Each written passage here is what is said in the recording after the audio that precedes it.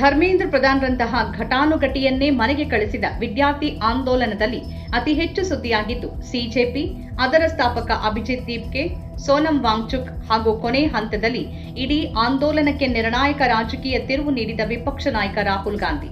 ಆದರೆ ಈ ಇಡೀ ಆಂದೋಲನದಲ್ಲಿ ಅತ್ಯಂತ ನಿರ್ಣಾಯಕ ಪಾತ್ರ ವಹಿಸಿದ ಮತ್ತೋರ್ವ ನಾಯಕಿ ಹೆಚ್ಚಾಗಿ ಮೀಡಿಯಾಗಳಲ್ಲಿ, ರಾಜಕೀಯ ವಲಯದಲ್ಲಿ ಸುದ್ದಿಯಾಗಿರಲಿಲ್ಲ. ಆದರೆ ಆಕೆಯ ಅಸಾಮಾನ್ಯ ನಾಯಕತ್ವ, ಅಚಲ ಬದ್ಧತೆ, ಅದ್ಭುತ ಮಾತುಗಾರಿಕೆ ಹಾಗೂ ಎಲ್ಲದಕ್ಕಿಂತ ಮುಖ್ಯವಾಗಿ ಈ ದೇಶದ ಬಹುತ್ವ ಹಾಗೂ ವಿದ್ಯಾರ್ಥಿಗಳ ಭವಿಷ್ಯ ಕಾಪಾಡುವ ಕುರಿತ ಪ್ರಾಮಾಣಿಕ ಕಳಕಳಿ ಕಳೆದೆರಡು-ಮೂರು ದಿನಗಳಲ್ಲಿ ಸೋಷಿಯಲ್ ಮೀಡಿಯಾದಲ್ಲಿ ವ್ಯಾಪಕವಾಗಿ ಚರ್ಚೆಯಾಗ್ತಾ ಇದೆ. ಜೆಎನ್ಯುನಲ್ಲಿ ಪಿಎಚ್ಡಿ ಮಾಡ್ತಾ ಇರುವ Neha Bora all India students association ಅಂದ್ರೆ ಐಸಾ ಸಂಘಟನೆಯ ರಾಷ್ಟ್ರೀಯ ಅಧ್ಯಕ್ಷೆ.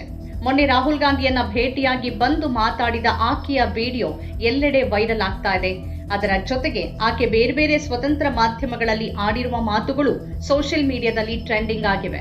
ದೇಶದ ಮುಖ್ಯ ನ್ಯಾಯಾಧೀಶರ ಕಾಕ್ರೋಚ್ ಎಂಬ ಉಲ್ಲೇಖಕ್ಕೆ ಪ್ರತಿಭಟನೆಯಾಗಿ ಆನ್ಲೈನ್ನಲ್ಲಿ ಹುಟ್ಟಿಕೊಂಡ ಕಾಕ್ರೋಚ್ ಜನತಾ ಪಾರ್ಟಿ ಅಸಾಮಾನ್ಯ ರೀತಿಯಲ್ಲಿ ಜನರ ನಡುವೆ ಆನ್ಲೈನ್ ಟ್ರೆಂಡ್ ಆಯಿತು. ಆದರೆ ಈ ಡಿಜಿಟಲ್ ಆಕ್ರೋಶವನ್ನ ತಳಮಟ್ಟದ ಒಂದು ಸುಸ್ಥಿರ ವಿದ್ಯಾರ್ಥಿ ಚಳುವಳಿಯಾಗಿ ರೂಪಿಸಿದ್ದು ನೇಹಾ ಬೋರಾ ಹಾಗೂ ಅವರ ನೇತೃತ್ವದ ಎಡ ವಿದ್ಯಾರ್ಥಿ ಸಂಘಟನೆಗಳು. ಜೆಎನ್ಯು, ದಿಲ್ಲಿ ವಿಶ್ವವಿದ್ಯಾನಿಲಯ, ಅಂಬೇಡ್ಕರ್ ವಿವಿಗಳಲ್ಲಿ ಬಹಳ ಬಲವಾಗಿ ಬೇರೂರಿರುವ ಎಡರಂಗ ವಿದ್ಯಾರ್ಥಿ ಸಂಘಟನೆಗಳ ಜಾಲ ಹಾಗೂ ನೇಹಾ ಬೋರಾ ನೇತೃತ್ವದ ಐಸಾ ಸಂಘಟನೆಯ ವಿದ್ಯಾರ್ಥಿಗಳು ಹಾಗೂ ಯುವ ಜನರಲ್ಲಿದ್ದ ಆನ್ಲೈನ್ ಆಕ್ರೋಶವನ್ನ ವ್ಯವಸ್ಥಿತ ಪ್ರತಿಭಟನೆಗಳು ಹಾಗೂ ಜಂತರ್ ಮಂತರ್ನಲ್ಲಿ ಧರಣಿಗಳಾಗಿ ಬದಲಾಯಿಸಿದ್ರು. ಕಾಕ್ರೋಚ್ ಜನತಾ ಪಾರ್ಟಿ ಆನ್ಲೈನ್ನಲ್ಲಿ ಇಡೀ ನೀಟ್ ಹಗರಣದ ಕುರಿತು ಒಂದು ನರೇಟಿವ್ ರೂಪಿಸುವಲ್ಲಿ ಅದ್ಭುತ ಯಶಸ್ಸನ್ನ ಸಾಧಿಸಿದಾಗಲೇ ಅದಕ್ಕೊಂದು ಸಾಂಸ್ಥಿಕ ಮತ್ತು ರಾಜಕೀಯ ಆಂದೋಲನದ ರೂಪ ಕೊಟ್ಟಿದ್ದು ನೇಹಾ ಬೋರಾ ನೇತೃತ್ವದ ಎಡರಂಗ ವಿದ್ಯಾರ್ಥಿ ಸಂಘಟನೆಗಳು.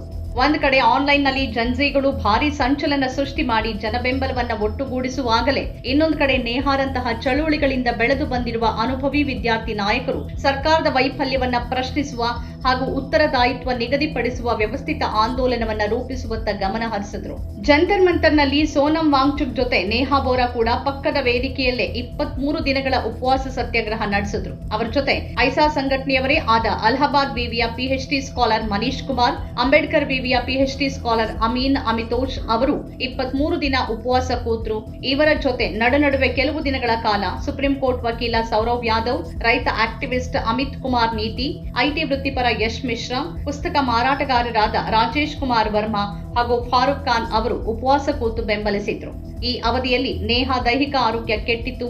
ಅವರು 7.5 kgಗೂ ಹೆಚ್ಚು ತೂಕ ಕಳ್ಕೊಂಡ್ರು. ಆದರೆ ನೇಹಾ ಉಪವಾಸವನ್ನ ಕೈಬಿಡಲಿಲ್ಲ. ತಮ್ಮ ಆಗ್ರಹಗಳ ಬಗ್ಗೆ ನೇಹಾಗೆ ಮೊದಲಿಂದಲೇ ಬಹಳ ಸ್ಪಷ್ಟತೆ ಇತ್ತು. ನೀಟ್ ಹಗರಣ ಅಂದ್ರೆ ಅದು ಕೇವಲ ಕೆಲವು ವಂಚಕರು ಹಾಗೂ ತಾಂತ್ರಿಕ ವೈಫಲ್ಯದಿಂದ ನಡೆದಿರುವ ಹಗರಣ ಅಲ್ಲ, ಅದು ದೇಶದ ಇಡೀ ಶಿಕ್ಷಣ ವ್ಯವಸ್ಥೆ ಹಳಿ ತಪ್ಪಿರೋದ್ರ ಫಲಿತಾಂಶ. ಶಿಕ್ಷಣ ಕ್ಷೇತ್ರವನ್ನ ಖಾಸಗೀಕರಣಗೊಳಿಸಿ ಕೇಸರೀಕರಣಗೊಳಿಸುತ್ತಿರೋದ್ರ ಪರಿಣಾಮ ಇದು ಅನ್ನೋದನ್ನ ನೇಹಾ ಬಹಳ ಮನಮುಟ್ಟುವಂತೆ ಪ್ರತಿಯೊಂದು ಸಂದರ್ಶನದಲ್ಲೂ ವಿವರಿಸ್ತಾ ಬಂದಿದ್ದಾರೆ. ಕೇವಲ ನೀಟ್ ಪ್ರಶ್ನೆ ಪತ್ರಿಕೆ ಸೋರಿಕೆಯೊಂದೇ ಸಮಸ್ಯೆ ಅಲ್ಲ, ಅದು ಬಹಳ ದೊಡ್ಡ ಪಿಡುಗಿನ ಒಂದು ಅಡ್ಡ ಪರಿಣಾಮ ಮಾತ್ರ ಅನ್ನೋದನ್ನ ಪ್ರತಿಪಾದಿಸ್ತಾ ಬಂದವರು ನೇಹಾ ಬೋರಾ. ಖಾಸಗಿ ಕೋಚಿಂಗ್ ಮಾಫಿಯಾ, ಹೊಸ ಶಿಕ್ಷಣ ನೀತಿಯಿಂದಾಗುವ ಸಮಸ್ಯೆಗಳು, ಶಿಕ್ಷಣದ ಕೇಸರೀಕರಣ, ಉನ್ನತ ಶಿಕ್ಷಣದ ವೆಚ್ಚ ವಿಪರೀತ ಹೆಚ್ಚಿರೋದು ಹಾಗೂ ನಿರುದ್ಯೋಗ ಸಮಸ್ಯೆಗಳ ಬಗ್ಗೆ ಪರಿಣಾಮಕಾರಿಯಾಗಿ ಗಮನ ಸೆಳೆದವರು ನೇಹಾ ಬೋರಾ. ವಿದ್ಯಾರ್ಥಿಗಳ ಮೇಲೆ ಪೊಲೀಸ್ ದೌರ್ಜನ್ಯ ನಡೆದಾಗ ಹಾಗೂ ಜಂತರ್ ಮಂತರ್ನಿಂದ ಪ್ರತಿಭಟನಾ ಟೆಂಟ್ಗಳನ್ನ ಪೊಲೀಸರು ತೆಗೆದು ಬಿಸಾಡಿದಾಗ್ಲೂ ನೇಹಾ ಹಿಂಜರಿಯದೆ ತಮ್ಮ ಹೋರಾಟವನ್ನ ಮುಂದುವರೆಸಿದ್ರು. ಎಲ್ಲದಕ್ಕಿಂತ ಮುಖ್ಯವಾಗಿ ಇವತ್ತು ಈ ಪರಿಸ್ಥಿತಿ ನಿರ್ಮಾಣವಾಗಲು ಈ ಹಿಂದೆಯೇ ಜನ ಮೋದಿ ಸರ್ಕಾರದ ಜನ ವಿರೋಧಿ ನೀತಿಗಳ ವಿರುದ್ಧ ಪ್ರತಿಭಟಿಸದೇ ಇರುವುದು ಅನ್ನೋದನ್ನು ನೇಹಾ ಹೇಳಿದ್ದಾರೆ. ಕಾಶ್ಮೀರದಲ್ಲಿ ಪೆಲೆಟ್ ಗನ್ ಬಳಸುವಾಗಲೇ ಪ್ರತಿಭಟಿಸಿದ್ರೆ ಈಗ ರಾಜಧಾನಿಯ ಹೃದಯ ಭಾಗದಲ್ಲೇ ಪೆಲೆಟ್ ಗನ್ ಬರ್ತಿರ್ಲಿಲ್ಲ. ಉಮರ್ ಖಾಲಿದ್ಗೆ ಅನ್ಯಾಯವಾದಾಗಲೇ ಪ್ರತಿಭಟಿಸಿದ್ರೆ ಇವತ್ತು ಎಲ್ಲ ವಿದ್ಯಾರ್ಥಿಗಳ ಮೇಲೆ ಲಾಠಿ ಬೀಸುವ ಪರಿಸ್ಥಿತಿ ಉಂಟಾಗ್ತಾ ಇರಲಿಲ್ಲ. ಮುಸ್ಲಿಮರ ಮೇಲೆ ದೇಶದ್ರೋಹಿ, ಭಯೋತ್ಪಾದಕ ಅಂತ ಹಣೆಪಟ್ಟಿ ಹಚ್ಚುತ್ತಿದ್ದಾಗಲೇ ಪ್ರತಿಭಟನೆ ನಡೆಸಿದ್ರೆ ಇವತ್ತು ಪ್ರತಿಭಟನಾ ನಿರತ ವಿದ್ಯಾರ್ಥಿಗಳನ್ನ, ಯುವಜನರ ಮೇಲೆ ಅದೇ ರೀತಿಯ ಹಣೆಪಟ್ಟಿ ಹಚ್ಚುವ ಸ್ಥಿತಿ ಬರ್ತಿರ್ಲಿಲ್ಲ ಅನ್ನೋದನ್ನ ನೇಹಾ ನೇರವಾಗಿ ಹೇಳಿದ್ದಾರೆ. ಪ್ರತಿಭಟನಾ ನಿರತ ವಿದ್ಯಾರ್ಥಿಗಳ ಬೆಂಬಲಕ್ಕೆ ಎಎಪಿ ಹಾಗೂ ಕಾಂಗ್ರೆಸ್ ಸಹಿತ ರಾಜಕೀಯ ಪಕ್ಷಗಳ ನಾಯಕರು ಬಂದಾಗ ಚಳುವಳಿ ರಾಜಕೀಯ ರೂಪ ಪಡೆಯುತ್ತಿದೆ ಅಂತ ಬಿಜೆಪಿ ಸಂಘ ಪರಿವಾರ ಆರೋಪಿಸಿತ್ತು. ಆದರೆ ಅದಕ್ಕೆ ತಕ್ಕ ತಿರುಗೇಟು ಕೊಟ್ಟವರು ಇದೇ ನೇಹಾ ಬೋರಾ. ಇಡೀ ನೀಟ್ ಹಗರಣವೇ ರಾಜಕೀಯದ ಫಲ, ಇಡೀ ಶಿಕ್ಷಣ ರಂಗದ ವೈಫಲ್ಯವೇ ರಾಜಕೀಯದ ಪರಿಣಾಮ. ಹಾಗಾಗಿ ಈಗ ಪ್ರತಿಭಟನೆಯೂ ರಾಜಕೀಯವೇ ಆಗಬೇಕು ಅಂತ ಹೇಳಿ ಬಾಯಿ ಮುಚ್ಚಿಸಿದವರು ನೇಹಾ ಬೋರಾ.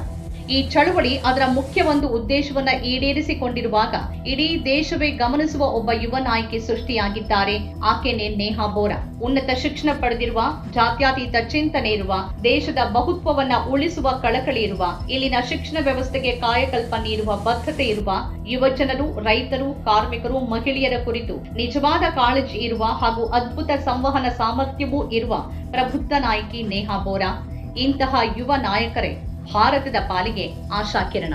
ನಮ್ಮ ಕಾರ್ಯಕ್ರಮಗಳನ್ನು ನೀವು ನೋಡ್ತಾ ಇದ್ರೆ ನಮ್ಮ ಚಾನೆಲ್ ಅನ್ನ ಸಬ್ಸ್ಕ್ರೈಬ್ ಮಾಡಿ, ಪಕ್ಕದ ಬೆಲ್ ಐಕಾನ್ ಒತ್ತಿ ನಮ್ಮನ್ನ ಬೆಂಬಲಿಸಿ. ಹಾಗೆ ನಮ್ಮ ಕಾರ್ಯಕ್ರಮಗಳನ್ನ ಲೈಕ್ ಮಾಡಿ, ಕಮೆಂಟ್ ಮಾಡಿ, ಅದನ್ನ ಬೇರೆಯವರಿಗೂ ವಾಟ್ಸ್ಆಪ್ ಮೂಲಕ ಶೇರ್ ಮಾಡಿ. ನೀವು ಹೀಗೆ ಮಾಡಿದಾಗ ನಮ್ಮ ಚಾನೆಲ್ ಇನ್ನಷ್ಟು ಮತ್ತಷ್ಟು ಜನರಿಗೆ ತಲುಪಲು ನೀವು ನಮ್ಮೊಂದಿಗೆ ಸಹಕರಿಸಿದ ಹಾಗಾಗುತ್ತೆ. ಇದು ನೀವು ಯಾವುದೇ ಖರ್ಚಿಲ್ಲದೆ ಕೆಲವೇ ಸೆಕೆಂಡುಗಳಲ್ಲಿ ನೀಡಬಹುದಾದ ಸಹಕಾರ. ಧನ್ಯವಾದಗಳು.